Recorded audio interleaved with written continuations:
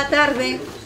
Imos comezar coa presentación deste monográfico de Sermos Galiza, que ten o título xenérico de Nós, que xa publicou un primeiro volume.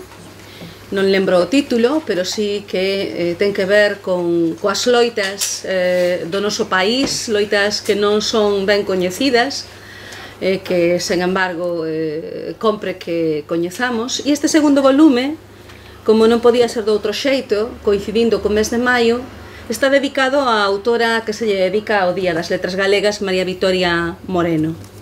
O volume está coordinado por Mercedes Queixas, que é a secretaria xeral da Asociación de Escritoras e Escritores en Lingua Galega, e Cesario Sánchez, o seu presidente. Digamos que é un encargo de Sermos Galiza para difundir, alargar o coñecemento desta autora de noso, que esta edición cumpre ese papel, que é un papel dobre.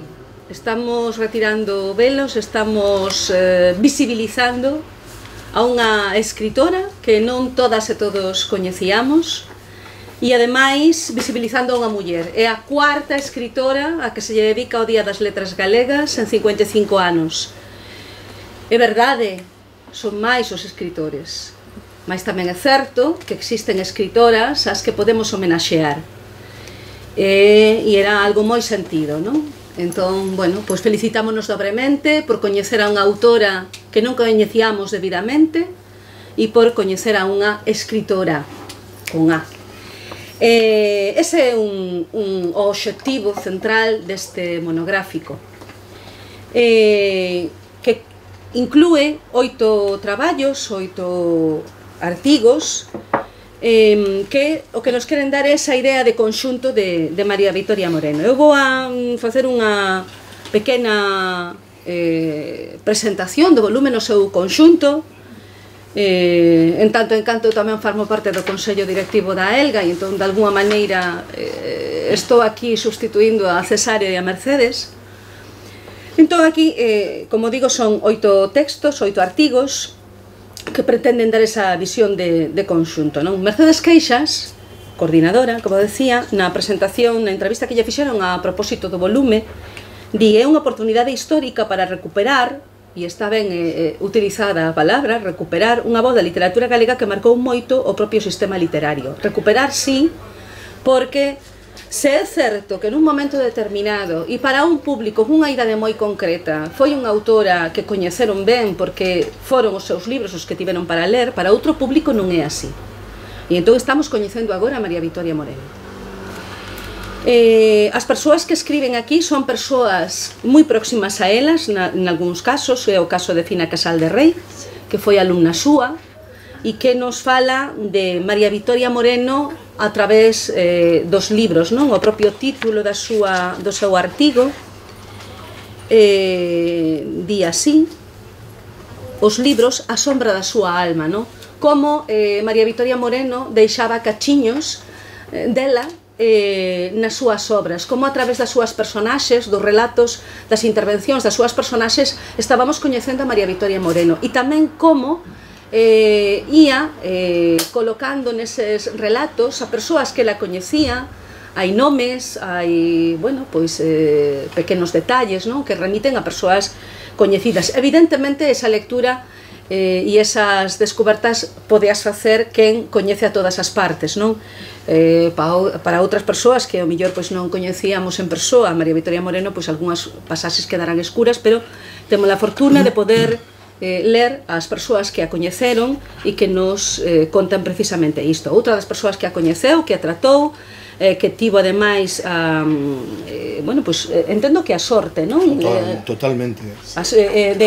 De traballar conxuntamente, volos dous, tamén David, o sea, Antonio García Terxeiro, ti a coñeceches, pero digo que, por exemplo, Antonio e máis David Otero, os tres coordinaron a colección Árbore, non? Nun momento, ademais, é dicir, é unha das cousas que recollo no meu artigo, porque é unha das cuestións que, bueno, a colección Árbore do ano 88, xa é antes, polo menos é o dato que eu teño aquí recollido, que empeza en 1988, non? Entón, bueno, pois o artigo de Antonio García Teijeiro vai nese sentido, non? Fainos unha lembranza de María Victoria Moreno e despois tamén a fará, despois terá ela a palabra e nos falará dela. Entonces temos a oportunidade, Maribel decía que ela tamén a coñeceu, tenemos a oportunidade pois, de escoitar as persoas que a trataron, que é o que queremos tamén, non? Queremos coñecer a persoa que está detrás do texto que lemos e ademais que agradecemos, que nos gusta, non? Que disfrutamos con el. Persoas que a coñeceron por un lado, polo outro están persoas que se achegaron a súa obra, que xa cando eran adolescentes leron a María Victoria Moreno e se achegan a súa obra, o caso de Eli Ríos, que ademais, como sabedes, é a autora das primeiras biografías das que fixo Urco Editora, estas pequenas biografías, pois, bueno, que son asequibles e moi útiles, por exemplo, no ensino secundario. E tamén Monse Penapresas, que ademais é unha especialista en literatura infantil e juvenil e que acaba de publicar neste ano pois, unha biografía sobre a autora en Galaxia, non? Ademais, por exemplo, Monse Penapresas resalta o valor de pioneira que ten a obra de María Victoria Moreno, non? Ela, a verdade que eu hoxe que tiña que utilizar a tarde para preparar a intervención de mañá, non? Dábame conta, sabes, as cousas e ás veces digamos que cando as plasmas no papel, cando as escribes, non? Eu estaba escribindo, chegou no ano 63 e no 73 está publicando en galego. Exacto. É sorprendente, non?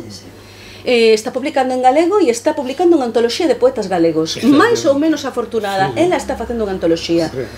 E está escribindo Mar Adiante. Mar Adiante segue sendo un libro importante, que nos dá unhas claves de quen era María Victoria Moreno tamén importantes. A nivel docencia, por exemplo, a nivel amor aos nenos, un tipo de educación diferente, fin, é dicir, unha pioneira en todo.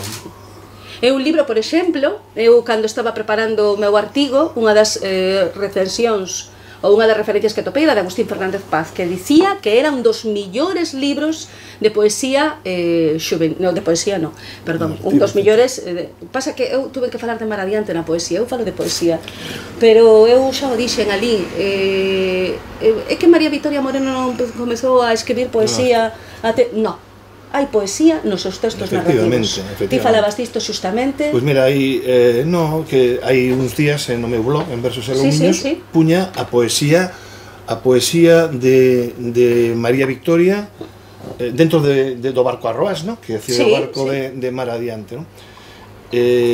Sinceramente, María Victoria era toda poesía. María Victoria, todo o que tocou, todo o que escribiu estaba tocado pola poesía, absolutamente todo. E escribiu poesía, como despois cando se recuperan eses poemas que ten en Elexías da Luz que recuperou Xavier Senín, se demostra. María Victoria era unha persoa que coñecía ademais moito a poesía a fondo, que coñecía as interioridades, digamos que lingüísticas da poesía, as estructurais, etc. Era unha muller que realmente para ela a poesía era fundamental. A min sempre me apoiou dende o punto de vista literario e estaba feliz de que escribise poesía, porque ela realmente cría na poesía, non? E ainda que non escribiu poesía, si hai que rebuscar un pouco, indagar, mesturarse, mergullarse nos seus libros para sacar poemas. Ela sempre ten a poesía como referencia. Si, a min foi unha das cousas que me chamou a atención, non? Eu, bueno, cando estaba preparando o meu artigo, a verdade é que fiquei fascinada. Porque non está dirixida a min, a idade que eu teño, non? E haberá un tirón de orellas, e é un libro magnífico. Sí. E os que están, estos en de Eu conto ti cantas, hai tres contos maravillosos en verso, pero que están cheios de poesía, claro. Pero, bueno, é unha das cousas que quería resaltar, non sei se o conseguín no meu artigo, non? É dicir, que ten unha obra poética, o sea, que... E a min unha das cousas que valoro da súa obra, ademais, a ver, ela non é unha autora de unhas historias fascinantes, alucinantes, non, son historias normais que suceden todos os días, que están pegadas a nós, e que están próximas ao lector, próximas ao lector completamente, e todas teñen unha aprendizaxe, hai unha fábula sempre, non? Por exemplo, en Haberá tirón de orellas, a mí é que me gustou moito ese libro, non? Os protagonismos dos animais é absoluto. Total, bueno, o amor que tiña polos animais era impresionante, claro. E está aí presente, non? Entonces a protagonista é unha cadeliña. E unha cadeliña que, coas ganas de xogar que tiña, acaba por perderse. Tamén porque se frustra un pouco, non? Porque ela quería xogar cos nenos, os nenos non lle fan caso. Entón frustrase un pouco e pérdese e atopa un pardal que tamén estaba perdido, pasan a noite fora, bueno, todas esas cousas que... É pioneira ata niso, ata niso é pioneira, non? Porque toca temas dunha maneira moi sutil, pero moi clara tamén. Pero gustame moitísimo, por exemplo, o tratamento que lle dá cando se quedan perdidos, se quedan de noite na fraga, dormindo, cando fala do medo, que é unha cuestión recurrente na súa obra, desfacer o medo, esfarelalo como cinza, que é o que lle pasa, que é o que fai o sono co medo, no caso da cadeliña protagonista de Haberá tirón de orellas, non? E logo, pois, é unha historia normal. Ao final, a cadela dase conta de que bota de menos a súa casa, e marcha para a súa casa, e o que aprendemos, que se responsabiliza da acción que fixo, que foi escapar. Vai haber tirón de orellas, pero ela vaise para casa. Entón, son estas pequenas historias absolutamente deliciosas. Totalmente. Pero xa digo, non é nada... En fin, bueno, e xa nos fixemos aí un... como era realmente ela. Ela nunca buscou nada especial. Unha muller rigurosa, unha muller que parte da tenrura, da dignidade de muller.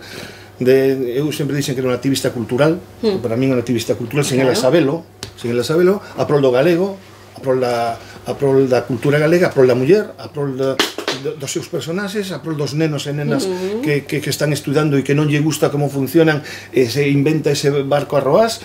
É dicir, ela sempre foi pioneira en todo, pioneira en dar cursos de galego que lle costaron pois o pasaporte, de montar unha librería xuntanza en Pontevedra onde se movían libros que estaban prohibidos. Realmente, que se pode... E logo, unha das cousas que a mí máis me impactaron cando Carlos Casares nos reuniu ali en Galaxia, na editorial Galaxia, a David Otero, a Pilar Sampil, a Manolo Janeiro, e máis a min, unha das cousas que máis me impactou cando chegou María Vitoria, porque además creo que foi a última en chegar, foi ese dominio da lingua galega. Era unha lingua estándar, claro, ela non era galega, falaba galego que era unha perfección absoluta, era perfecta falando galego, empregaba a palabra fiestra, palabras que no normal non se din, entre que se fala como se fala o galego, etcétera, etcétera. Ela utilizaba absolutamente todo cun rigor e unha minuciosidade que realmente eran exemplares, porque ela non lle gustaba nada a mala expresión, é dicir, ela se falaba en castelán, quería que a xente en castelán falase con ella, se falaba en galego, ela facía todo posible para que se falase o máis correctamente posible, e cando escribía igual, a súa obra é pulcra, decía eu esta mañá nunha entrevista que me fixeron para a radio, era moi pulcra a súa obra, é unha obra realmente deliciosa, realmente, como diste, non? É suxestiva, ademais, porque da obra de María Vitoria dá pé para facer mil e unha reflexións, non? Entón, a min iso encantoume. Eu escoitaba e quedaba prendado como esta muller que naceu en Extremadura, que bueno, que no 73, como ti dicías, pero dominaba o galego, como falaba, con que agarimo, ademais, porque a veces se fala con agarimo, e ela falaba con agarimo cara as persoas, o claro, non quer decir que en momentos fose brusca, en algúns momentos, porque cando a molaban era moi dura tamén, pero esa tenrura que ten cara coas persoas que falaba, e ademais coa tenrura e co afecto co que falaba galego. É dicir, o afecto, no? Que pues para min é tan importante en todo o que se fai, nas linguas, nas obras e tal, e a min é que me deixou enamorado o primeiro día xa. Pois eu creo que esta é unha das grandes aprendizaxes deste ano para todas e todos, bueno, algúns xa temos esta lección moi aprendida de moito tempo, pero hai que non, e entón, bueno, pois é unha persoa que tivo esa relación con o noso país, é dicir, ela se converteu en galega. Totalmente. E por decisión propia, non? E ademais con todas as consecuencias, acabamos de comentar o tema do pasaporte. Son dúas cousas que eu saliento a María Vitoria independentemente de eso, ese compromiso, pero profundo coa lingua e a cultura galegas, e despois ese amor pola literatura infantil e juvenil, porque foi unha muller que escribiu literatura infantil e juvenil pero ademais estaba moi orgullosa, fachendosa, diría eu, de escribir para o neno. Ela podía facer o que quisese, podía escribir boa poesía de adultos, non, limitouse. Ela pensaba que en Galicia se precisaban, os nenos e as nenas de Galicia precisaban boa literatura nunha época en que non había prácticamente nada, sacando pois cousas de Casares, de Bernardino Graña, de Xoana Torres, 3 ou 4 autores que tiñan algunha cosa, e ela dedicouse en corpo e alma a iso. Eu penso que se hoxe María Vitoria Moreno vivise, estaría moi feliz de ver ata onde chegou esa literatura infantil e juvenil que ela tanto quixo, non?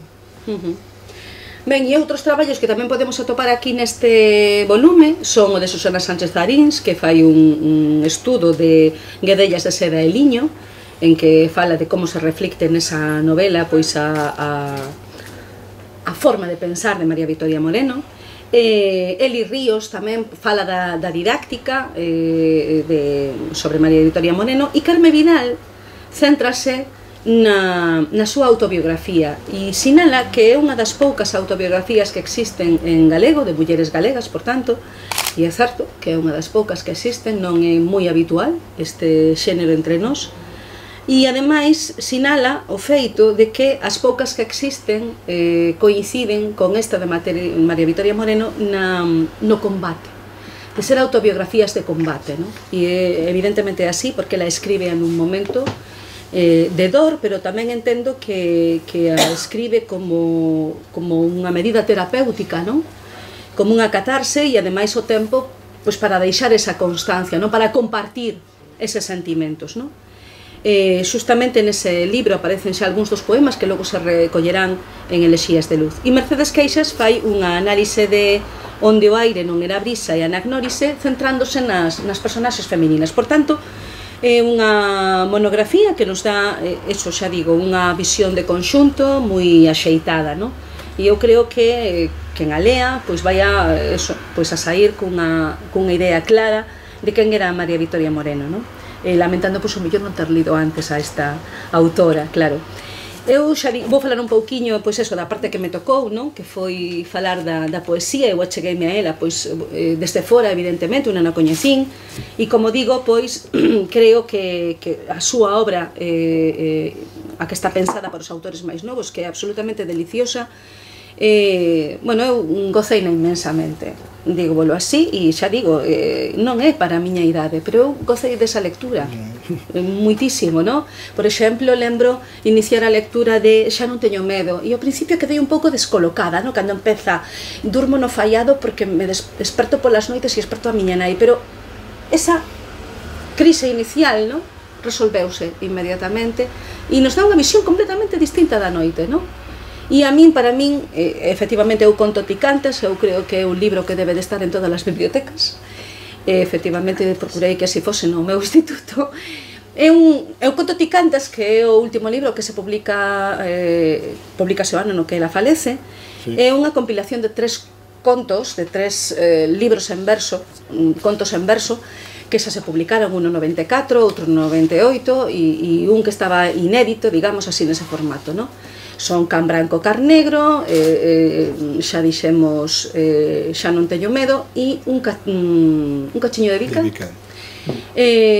Os 3 son fantásticos. Can Branco, Car Negro é tamén unha historia deliciosa como a da cadeliña de Haberá un tirón de orellas. Haberá un cachiño de bica, para min é unha alegoría da creación, da escritora, de como é a creación da súa obra, non?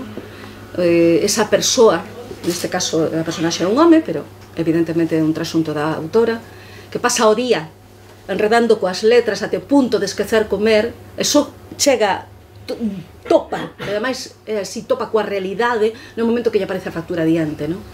Afortunadamente salva a imaginación e foxe con Nica e o seu can, e esa é a maneira de, bueno, pois de esquecer ese tema.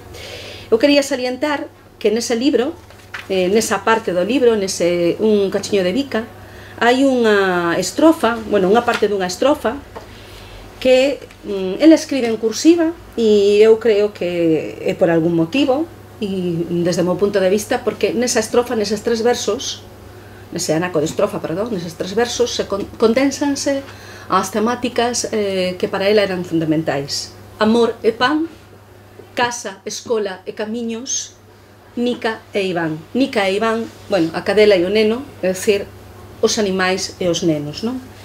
E eu creo que esos 3 versos pois, son o resumo do que son para ela os temas máis importantes. Como dicíamos antes, a obra poética de María Victoria Moreno non se centra solamente naqueles libros que son exclusivamente poéticos, sino que está esparexida pola súa obra narrativa. A min pareceme particularmente salientable o poema que a partir non sei de que edición, pero desde logo na primeira non estaba, pero nas edicións seguintes sí, o poema que abre Mar Adiante, é moi ilustrativo, moi descriptivo da propia autora. E nada, finalizo dicíndovos, bueno, finalizo a miña intervención e doulle paso a Antonio García Teijeiro, que póstumamente se publica Elexías de Luz, que é un conxunto de poemas que, bueno, ela fora escribindo ao longo da súa vida, non? A edición correu por conta de Xavier Sanín, que nos informa de que realmente son 2 libros, Elexías de Luz e 2 folios que foron brancos. Na contracapa dese libro justamente se fala do que falaba antes Antonio García Teijeiro, do amor pola poesía de María Victoria Moreno, que sabía moitísimos poemas de memoria que recitaba de corrido. E hai unha cita que eu recollín que son as palabras que lle recolleu María Varela nunha entrevista que lle fixo para o Diario de Pontevedra no ano 2005, que eu creo que nos ilustran a respecto de como debemos interpretar esa luz que é tan constante en algúns títulos e en moita da súa obra, non? E ela di: a luz son todas esas persoas que coñecín, e luce tamén verlle un pouco as orellas á morte e pensar un pouco en serio que cousa é a morte, que cousa é a vida. Unha vez que lemos isto e volvemos ler que o seu libro se titula Elexías de Luz, pois é unha nova lectura para nós. Eu quero rematar dicindo, hoxe lía aquí na parte que escribiu Mercedes unha cita de un relato que ela escribiu para unha publicación colectiva que eu creo que é moi definitoria da súa obra. Son palabras de María Victoria Moreno e di: o caso é que os personaxes que se ofrecen a levarme da súa man nunca son os triunfadores, nunca os que saen vitoriosos nas aventuras ou no amor, e esa é a clave. As personaxes de María Victoria Moreno non son triunfadores, son os que non están debaixo do foco, son aqueles nos que non reparamos, os animais e os nenos. Tamén decía Xavier Sanín nese libro, nese prólogo, que ela escribía para nenos e nenas por decisión propia. Claro, o que decía antes. Sí, sí, xusto. Un compromiso clarísimo. Un compromiso claro. E ademais eu no meu artigo quixen dicir unha cousa e recollo palabras túas da túa intervención cando che entregaron o Premio Nacional de Poesía, que as publicaches no blog, e eu recollo unhas palabras túas, porque unha das cousas que digo é: e escribir para os máis novos non é fácil, é todo o contrario, é difícil, porque hai que topar ese punto de conexión, hai que conectar con eles, hai que enviarlles unha mensaxe, hai que captar a súa atención. Un lector adulto ten a vontade de ler, lé con consciencia, quere ler. Un lector máis novo necesita estar enganchado á lectura, necesita un punto de enganche, entón é máis difícil. Entón, claro, decías, a poesía para nenos non é unha dilaina, claro, non é algo claro sen importancia, todo o contrario. Ese señor lo consigue, y doy fe. Por iso temos aquí tamén, falando de María Victoria. El éxito que tiene con los niños es muy difícil de ganar. Ben, eu remato... Estou moi ben, o que dixeches está moi ben. Si remata como que remato... Estou moi de acordo con todo o que dixeches.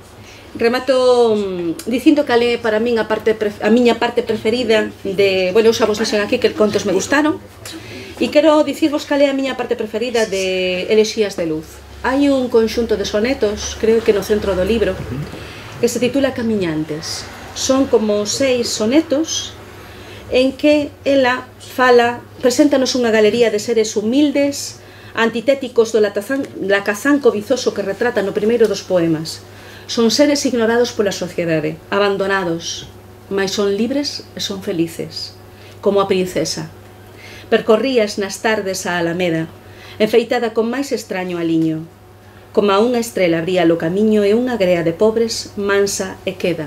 Ou o mendigo que fala co seu can, os tan queridos cans de María Vitoria Moreno. Xuntos estamos, xuntos compartimos, eu no cansazo, ti no gozo errante, as veigas doces e os esquivos montes. Non sei se isto nos trae ecos de outro poeta. Pecha esta parte o poema A Sara, a percebeira da illa de Ons. Non hai moitos poemas a percebeiras, a traballadoras do mar na nosa literatura, e aquí temos un deles. Sara de dignidade percebeira que pariches os fillos e os criaches coas escumas do mar que te azoutaba. Galicia, chora hoxe, compañeira, mas ti non vas chorar porque gañaches ese mencer que outrora se albiscaba. Son poemas singulares, cheos de empatía, que nos traen a vertente máis social da autora.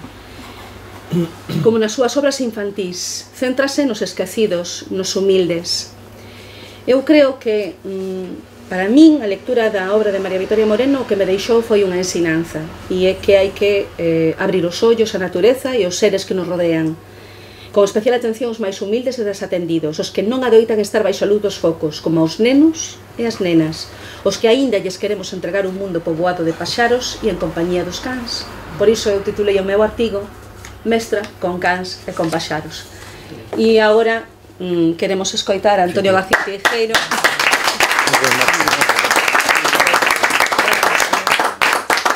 Queremos escoitar a Antonio García Teijeiro, que é unha das persoas, ou a persoa que máis sabe deste tema que eu enfoquei xa directamente, que é a poesía para os máis novos e para as máis novas, a literatura infantil e juvenil, e que nos trae hoxe aquí a través de unha persoa que foi unha pioneira e tamén unha excelente escritora que nos deixou, como decimos, pois unhas historias magníficas que compre volver a ler. É unha gran docente, é unha gran docente e unha gran persoa. O sea, bueno, en primeiro lugar, aparte de darvos a todos, dicirvos boas tardes a todos, porque realmente tedes moito mérito estar hoxe aquí. Dicir que estou moi contento de compartir contigo esta... Porque, por unha razón, Marta é unha magnífica poeta. Eu hai moitos anos que me enamorei de Marta poeta. Marta poeta. O seu primeiro libro a min deixoume flipado. Así, non me gusta esa palabra, pero é a que me ven agora. E que escoitar agora ela, que xa é unha persoa con unha obra sólida, falar da poesía infantil así, como falou ela, ou da poesía dirixida a nenas e nenos, é que me enche de orgullo. É que eu non son capaz. Pero é que non é o normal, non é o normal tampouco, é dicir, aínda estamos loitando para que a literatura infantil e juvenil deixe de ser de segunda categoría. Dáselle importancia a moita outra xente. Eu levo toda a miña vida loitando a prol do mesmo. E síntome moi contento cando te escoito dicir, pois cando te escoito dicir o que dixeches, non? Realmente me parece moi bonito que fixeses todo o que dixeches alrededor deses poemas que están aí, deso que encerran os poemas de María Vitoria, con tanto agarimo e con tanta lucidez. Así que agradezoche moitísimo, estou moi contento de compartir, porque non é normal, sinceramente, que se diga así. Eu son o único home entre 8, o único home que escribiu neste... Apetéceme, perfecto, 7-1 está moi ben, un bo resultado, merecente ademais para parte das mulleres, estou moi satisfeito, a verdade. Bueno, eu quixen moito a María Vitoria, e a partir de Árbore tivemos unha amizade enorme. Algúns dos poemas que recolleu Xavier Senín en Elecías de Luz leunos na nosa casa. Chegaba cos folios todos aí no bolso e tal, chegaba e antes de cear, despois de cear, pois empezaba blum blum a ler, tipo, mira o que escribín e tal e cual, papá. O sea, era unha delicia escoitala. María Vitoria Moreno realmente é unha muller, dixéchelo, descoñecida.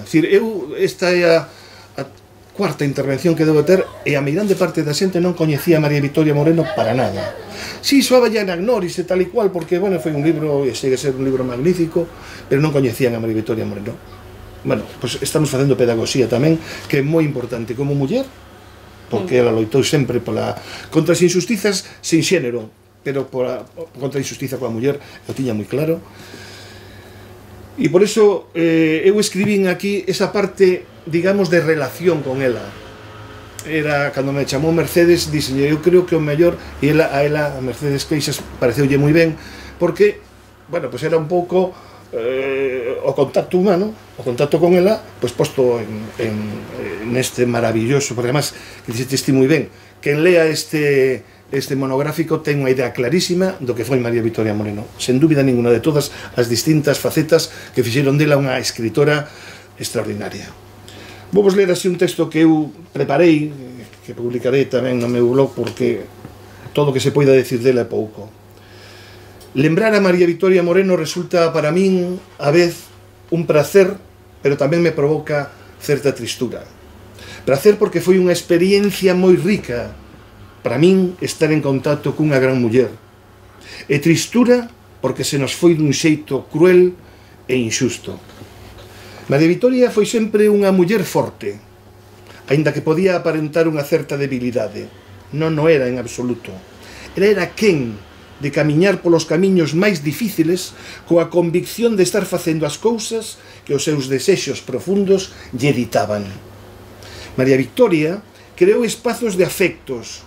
En eles, como algo inherente, estaba a súa literatura. A súa literatura, sen os afectos, non se comprenderá nunca. Ela quería os seus personaxes, e eran personaxes, efectivamente, que non eran triunfadores, que non eran heróis.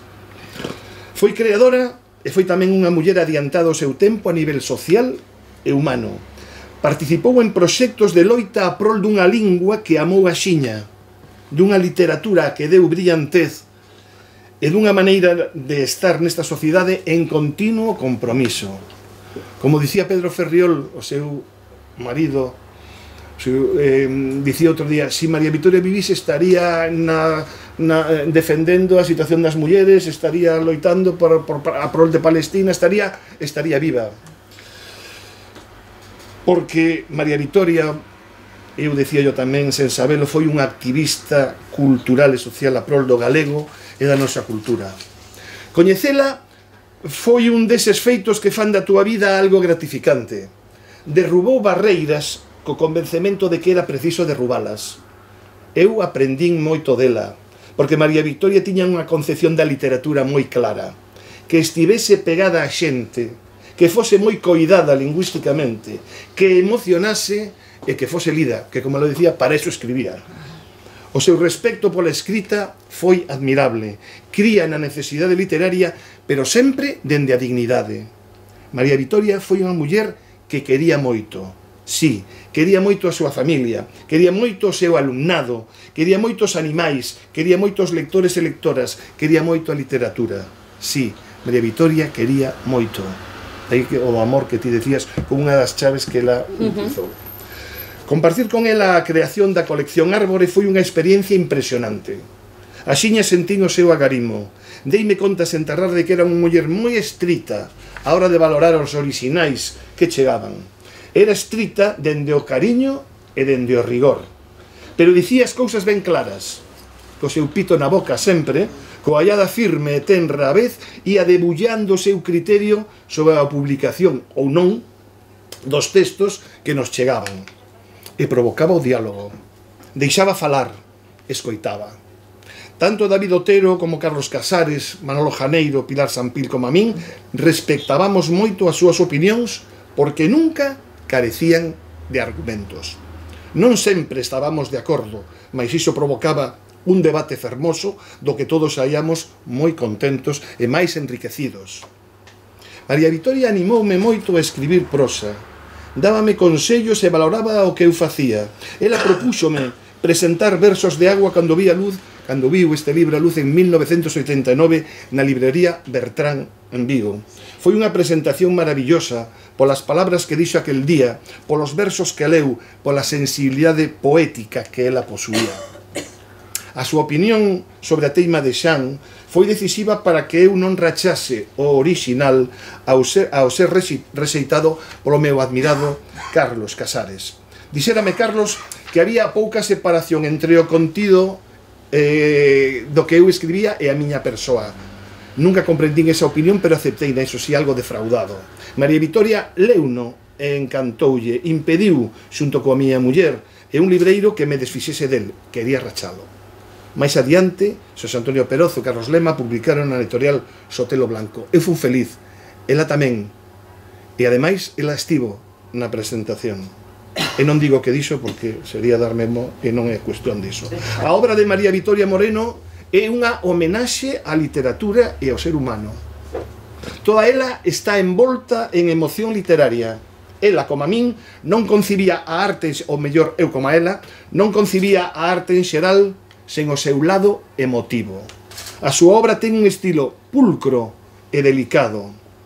Emprega un léxico coidado e o seu discurso móvese sempre entre o rigor e a exposición clara para que poida ser saboreado polas lectoras e lectores e así acadar o obxectivo da reflexión e da beleza por parte destes. A tenrura coa que dota os seus escritos é outra das características de María Vitoria, porque ela era unha muller tenra e os seus personaxes están envoltos nesa tenrura. Ela amaba o ser humano e xa ora amaba eses personaxes que circulan polos seus textos. María Vitoria veu cear a nosa casa moitas veces e nós estivemos tanto na súa en Pontevedra como no apartamento que tivo en Sanxenxo. Os meus fillos adorábana, ela tamén a eles. Por qué? Pois porque María Vitoria despedía un afecto que te cegaba e aparte lles traía linguas de gato de chocolate e sempre estaban esperando que non me viña. Todo o afecto que enche as liñas que escribía, todo o afecto que ela daba, tamén estaba nas súas liñas, esas que escribía. Novelas, relatos, contos en verso que son moi próximos a xente porque se basean na xente, nos seus conflictos, nas súas dúbidas, na necesidade que teñen de ser eles mesmos, no amor. Lerma Radiante, Leonardo e os Fontaneiros, quizáis o seu libro favorito, Guedellas de seda e liño ou Anagnórise, entre outros, resulta un gozo difícil de expresar. Está a súa vida de soñadora, de muller en loita, de compromiso nas súas liñas, pero está porque zumega a autenticidade, porque nace dos seus soños, porque en definitiva conxuga literatura e vida como a ninguén. E se lemos os contos rimados contidos en Eu conto, ti cantas ou E haberá tirando orellas, a emoción, a calidade e o amor polos animais e polos pequenos lectores e lectoras chega a engallolarte. Eu entendín o amor aos animais, aos cans en especial a beira de María Vitoria. O que ela sentía por eles facíache pensar. Ás veces pensei que era un pouco exagerada. Contaxiaba a súa ledicia de telos, de acariñalos, de faceros partícipes principais da súa vida. Debo admitir que tardei ben tempo en ter un can. Porén, afirmo que cando Dark chegou a nosa casa, pensei en María Vitoria. E pensei, canta razón tiña. E como a María Vitoria escribín un conto a ese animal tan agradecido. E Dark apareceu nalgún libro máis, como Alma, como Nica. Mais logo a canseira puxo a liberdade ao seu freo. As patas febles de Alma daquela se entumeceron, a vez que as plumiñas teixas a axilidade perderon. Iso está en Haberá tirón de orellas. Os olliños de Nica poñíanse tristes nun lallo de cristal e de acibeche. Ás 3:30, cando volvía de escola, choraba ela. Orellas de veludo, que estás pensando? Agora teño clase, mas logo saio. Eu conto, ti cantas. Así era María Vitoria Moreno, unha muller que soñaba e facía soñar. Unha muller dunha firmeza impresionante, forte e sensible, pero tamén capaz de alborotarse cando algo non lle gustaba. Unha muller que respiraba humanidade e tenrura polos poros da súa pel. Que feliz decisión a de dedicarlle o Día das Letras Galegas. Canto fixo por a nosa literatura infantil e juvenil cos seus libros e coa súa actitude en momentos ben difíciles.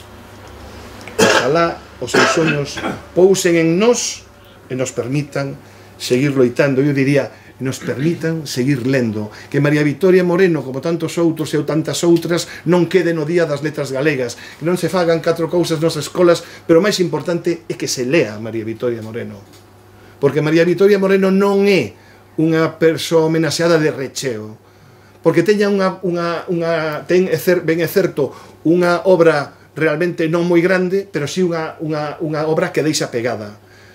E a min por iso gustoume moito o que dixo Marta, porque realmente escoitar a Marta facer estas bueno, xa o vin no seu artigo, pero facer estas reflexións sobre eses esas historias rimadas, eses poemas que ela incluía en Mar Adiante, etc., para min supón unha dignidade por parte de Marta e por parte da xente que valora a literatura, porque María Vitoria Moreno escribía para os nenos e as nenas, pero como puñamos cando saiu a colección, puñamos, había distintos banzos de idades e poñíamos a partir de 9 anos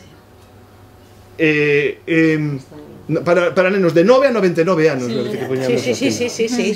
Sí. Porque nos pensábamos que era para nenos e nenas e adultos. É dicir, a boa literatura, por moito que se diga, non ten idade. E Marta demostrou coa súa crítica que fixo, que de verdad que me deixaches moi contento. Ben, non me resisto a rematar este texto sen poñer esta reflexión da propia María Vitoria e a súa relación con Galicia. Dicía ela: a miña relación con Galicia e a miña opción pola súa lingua é simplemente unha historia de amor, na que non falta ese componente de sufrimento que é consubstancial a todas as historias de amor. E é así, porque ela tamén sufriu moito, pasou moi mal en moitos momentos. E non esquezades, todo o mundo, os escritores, as escritoras, temos un sitio para escribir, donde poñemos as nosas cousas, enchemos de libros. María Vitoria Moreno escribía na cociña, cun pito na boca, nos momentos que podía e de noite. Non tiña ese lugar. A min, cando viña a casa, decía: oh, que sorte tes, Antonio, que aquí, nesta biblioteca, podes... E ela escribía na cociña. E cando xa, digamos, que chegaba a última parte do día, co seu pito na boca, porque era unha fumadora empedernida e unha muller ao volante tamén un pouco, en fin, perigosa digo porque pisaba moito, non porque conducise mal, e ás veces perdía, realmente era excepcional. Entón, a min interésame moitísimo isto, non? Que leamos a María Vitoria, que non quede como unha homenaxe que se lle fai a alguén, sino que aprendamos a coñecela. En definitiva, que aprendamos a querela. E se aprendemos a coñecela e a querela, aprendemos a querer e a coñecer a nosa literatura, que tanto precisa pois da xente e das persoas que amen. Nada máis.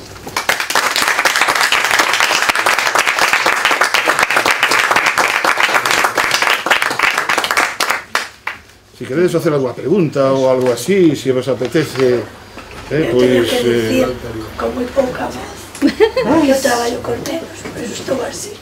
Ai, Dios mío. Que eu sí que coñecía ti conto, eu conto, ti cantas, e varios deses contos e libros, porque nas escolas sí lemos literatura infantil. Sí, as que ledes.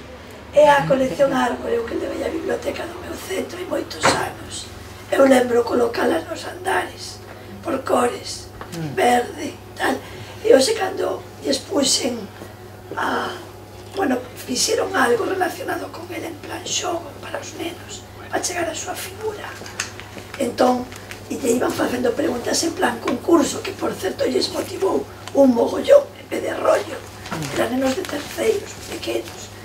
E o de ir conseguindo un trofeo lles motivou. E fuimos pola súa biografía, pois eu estou tan empapada das pequenas cousas, porque o recordei esta mañá, tampouco vou dicir que a coñecera en profundidade, pero sí que conseguín transmitirlles que era unha muller especial, o que acabas de decir ti.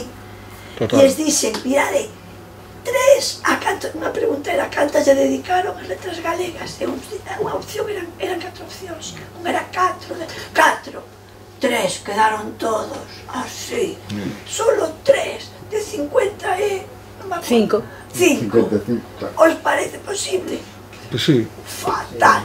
Así que temos que cuidar e querer.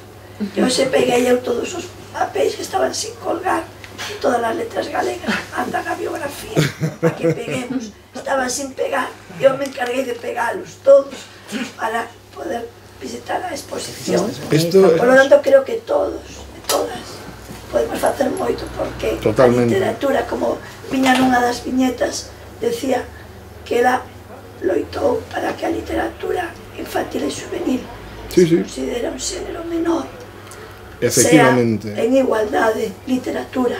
E eu dou fe esa palabra dou fe de que hai moi boa literatura infantil en galego, tamén en castelán. Totalmente. Porque eu son máis lectora, me atrevo casi. Bueno, son moi lectora, pero leo moito cos nenos. E sempre escollo libros que tocan. Outra favorita miña é Fina Casal de Rei. Me encantan os libros dela. Ti tamén é outro favorito. Gracias. Temos que escoller un libro para ler con eles.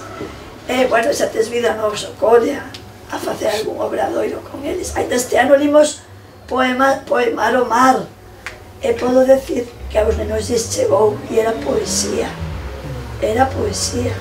Claro. E destilaba. Bueno, si entramos cando nese... temos ingredientes que acabas de decir ti, de amor, tenrura, de que aparezan personaxes achegados e tenros como é un can, un neno, unha cadela, eso sempre chega aos rapaces.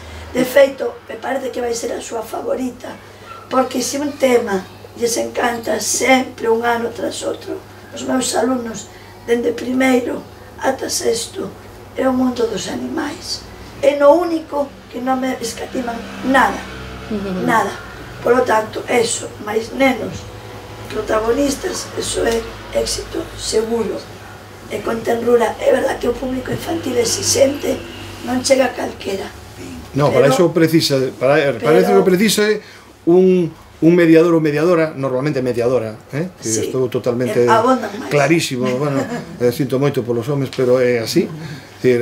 Non sinto nada, quero dicir que me alegra moitísimo, me encanta, e os colegios sempre son mulleres, afortunadamente, porque teñen, fantástico, non? Un mediador ou mediadora que crea no que fai e que transmita, non? Iso é fundamental.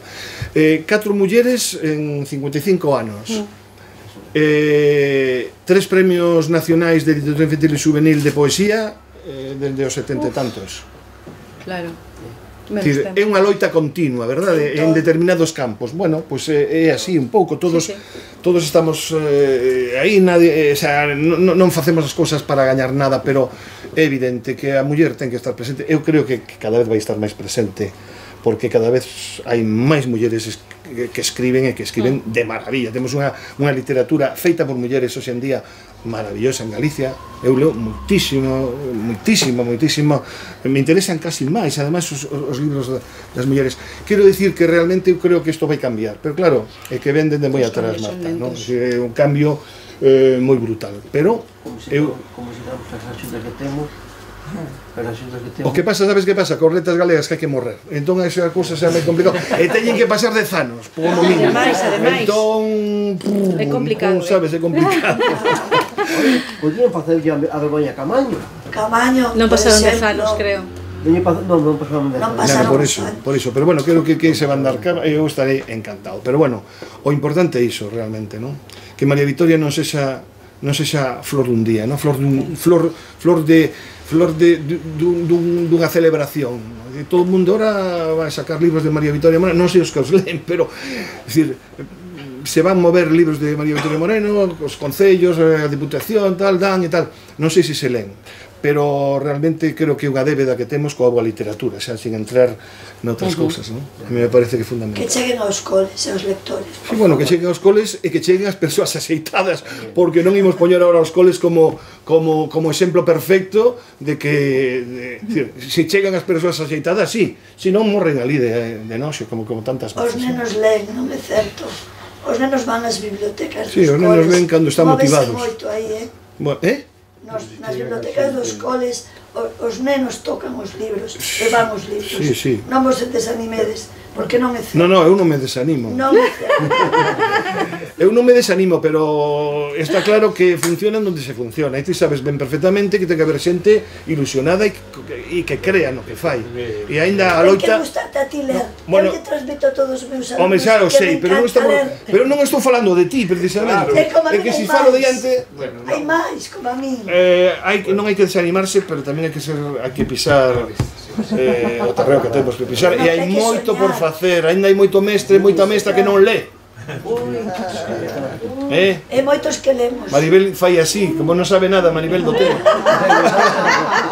Hai moitos que lemos. É que é así, hai que avanzar, non hai que desanimarse, e hai que valorar a xente que traballa, porque tamén é certo que hai moita xente que traballa, mulleres normalmente, tamén o digo, dá gusto ir a sitios, pero aínda queda moito por facer. Pero bueno, esa é a historia de sempre, non? Moa, querías Sí, preguntar vamos, algo? eu quería facer unha apreciación por a miña parte, vamos. Que eu estou de acordo que, efectivamente, son moi poucas mulleres, pero é que non as hai, O triste non é que non lles dedicasen, é que non hai mulleres que leven os 10 anos mortos, porque Bueno, neste momento hai alguna, eu non sei. É verdade que a proporción está en desequilibrio Vamos a ver, para nós. a mellor non o coñezo, a mellor non o coñezo, pero bueno, eu non coñezo mulleres escritoras que leven máis de 10 anos mortas, e que merezan, non sei, Luisa Villalta, Luisa Villalta. Xela Arias. bueno, está Xelarias, No, sí. pero de todos os ¿Quién hitos, máis? de todos os hitos, Marta, a cuestión o triste, Bueno, sí, pero o triste de todo sí, hai isto, dúas, sí, efectivamente hai des que eu non me daba Hai conta. máis. pero de todos os hitos, Pero eso é o problema que tampouco está, porque escritoras hoxe hai bastantes, e non están na academia. Ademais, Bueno, ese é outro tema. claro, pero é que, claro, é que, vamos a ver, é que o problema está, eu estou de acordo no seguinte, vamos, eu eso o teño claro. O que hai é unha discriminación, que eu non vou a falar de discriminación, grandísima, pero é a todos os niveles, e iso ten tamén a súa relación justamente nas mulleres que se lle dedica, porque claro, a academia está formada, pois, por todos menos 4 ou 5, non? Claro, entón aí, Sí, non sei cantas despois hai mulleres. outra cousa que é xente, eu que non teño claro é como tiña que ser o Día das Letras. Vamos a ver, débese dedicar a unha persona que este viva ou que este morta. Ese é o problema.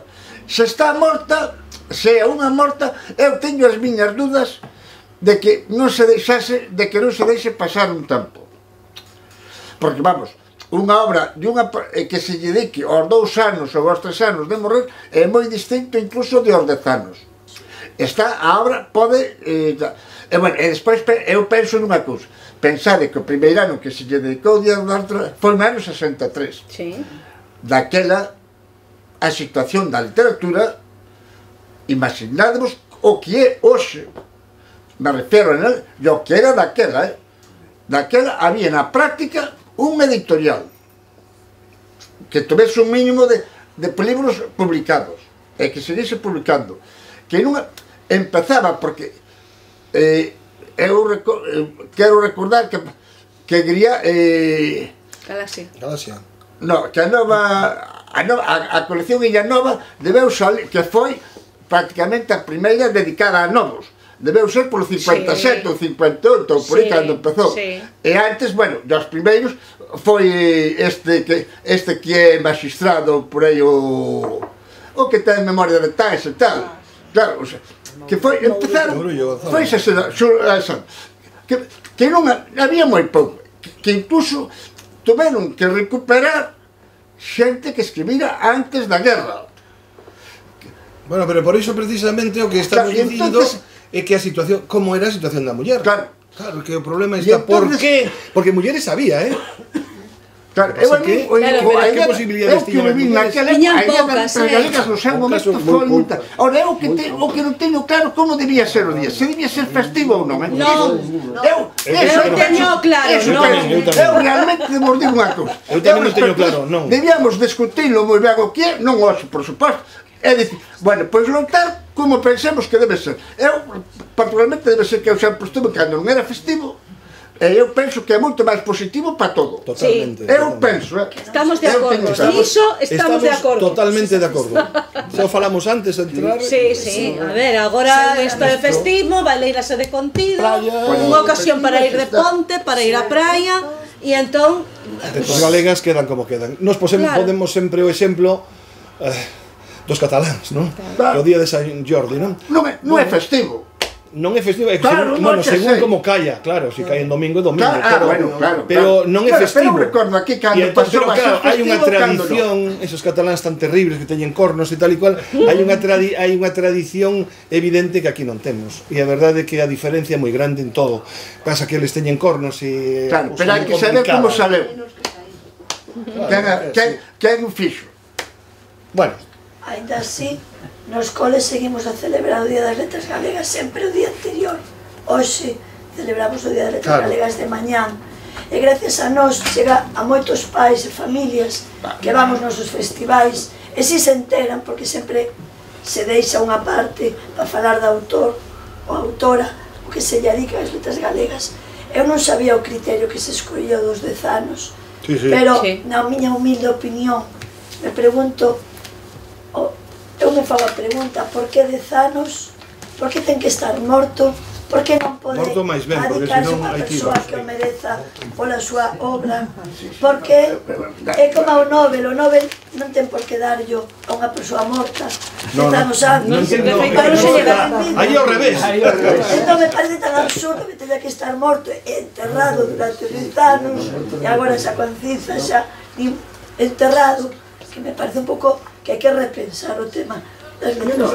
Bueno, por sorte, a Asociación de Escritoras e Escritores... Quen o marca? A Real Academia? A Real Academia, a Asociación de Escritoras e Escritores temos alternativa, facemos unha homenaxe ao escritor na súa terra, e aí, pois, efectivamente, homenaxeamos a escritora ou escritor, que este ano vai ser... Isabel Clara Simón, non? Vai vir Isabel Clara Simón, e o autor homenaxeado vai ser Nacho Taibo. É verdade, sí. Entón, con ese motivo, faise unha homenaxe como é debido na súa terra, neste caso vai ser para arriba po norte, perdón, cerca da Coruña, pero non é na Coruña, en Oleiros, e habitualmente procede dedicarlle unha praza, unha rúa, un edificio, colocar a pedra cunhas palabras do escritor e a árbore. En Vigo temos algunha, un pouco descoidada, porque María Xosé Queizán foi unha das primeiras homenaxeadas e existe a praza de María Xosé Queizán, pero a pedra xa tivo os seus máis e os seus menos, a árbore, en fin, e a de Carme Krukenberg non sei como estará, pero sei que a de María Xosé Queizán, por exemplo, sufriu moito. Bueno, aí o Concello, a verdad, estuve un pouquiño atento. Total. Prazas dese tipo moitas non debe haber. Bueno, pois se non tedes máis preguntas, pois nada, convidaros a gozar deste Día das Letras. Hoxe fixemos o Correlingua por Vigo e xa sabedes que a lingua non para, así que vos tampouco paredes. E nada máis, lede a María Vitoria Moreno.